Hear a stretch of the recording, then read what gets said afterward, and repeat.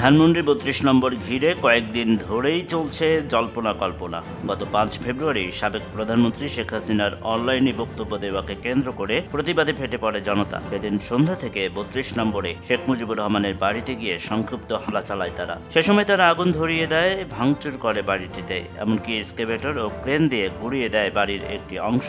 সে সময় কিছু বিক্ষুব্ধ মানুষ বাড়ির পাশেই নির্মাণাধীন ভবনে উপস্থিত হয়। সেখানে ভবনের কয়েকতলা বেসমেন্ট দেখতে পায় তারা। তার মধ্যে ২ তলা পর্যন্ত নামতে পারলেও পরবর্তী ফ্লোরে পানি দেখা যায়। অনুমান করা হয় নিচে আরো কয়েকটি তলা রয়েছে। এই বেসমেন্ট নিয়ে তৈরি হয়েছে রহস্য। পানির নিচে আয়নাঘর আছে বলে ধারণা করছেন অনেকে। সেখানে মানুষের চুল, জামা পাওয়ার কথাও বলছেন অনেকে। আসলে কি আছে বেসমেন্টে? সত্যিই কি এটা বিগত আওয়ামী লীগ সরকারের আমলে আয়নাঘর ছিল? জানা যায় ভবনটির গ্রাউন্ড ফ্লোরের নিচে আন্ডারগ্রাউন্ডে আরো ৪ ফ্লোর ঘিরে এমন সন্দেহ তৈরি হয়েছে। প্রত্যক্ষদর্শীদের সন্দেহ, স্বৈরাচার Sheikh Hasina, DGFI, police, RAB সহ বিশ্বস্ত প্রশাসনের আয়নাঘরের বাইরে দলীয় নেতাকর্মীদের দ্বারা নতুন এই আয়নাঘর তৈরি করেছে। তবে কেউ কেউ বলছেন ফ্লোরগুলো বহুতল ভবনটির গ্যারেজ হতে পারে। এই ঘটনার একাধিক ভিডিও সামাজিক যোগাযোগ মাধ্যমে ছড়িয়ে পড়েছে। এক প্রত্যক্ষদর্শী বলেন, নির্মাণাধীন ভবনটির গ্রাউন্ড ফ্লোরের নিচে আরো ৪ থেকে ৫ তলা রয়েছে।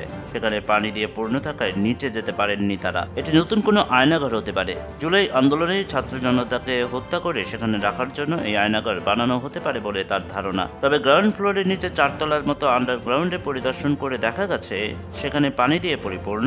উপস্থিত লোকজন এটাকে আয়নাঘর বলে ধারণা করছেন। এদিকে বেসমেন্টে পানি সেচ করার কাজ শুরু করেছে ফায়ার সার্ভিস। তবে এক পর্যায়ে সেচের কাজ শেষ করে ফায়ার সার্ভিসের কর্মীরা ঘটনাস্থল ত্যাগ করেন। তবে এ বিষয়ে সংবাদ মাধ্যমের সঙ্গে কোনো কথা বলেনি তারা। এদিকে এই বাড়িটি ঘিরে, বিশেষ করে এই বেসমেন্ট ঘিরে উৎসুক মানুষের ভিড় লেগেই থাকে। নানা বয়সের নারী পুরুষ সেখানে আসেন ও ঘুরে দেখে চলে যান। তারা বলেন, এখানে কি জানি পাওয়া গেছে, তাই দেখতে এসেছে। কেউ কেউ বলেন এখানে আয়নাঘর আছে। এখানে পানির নিচে অনেক ঘর আছে, মানুষের ব্যবহার করা জিনিসপত্র পাওয়া গেছে বলে শুনেছি, তবে এখনো দেখিনি।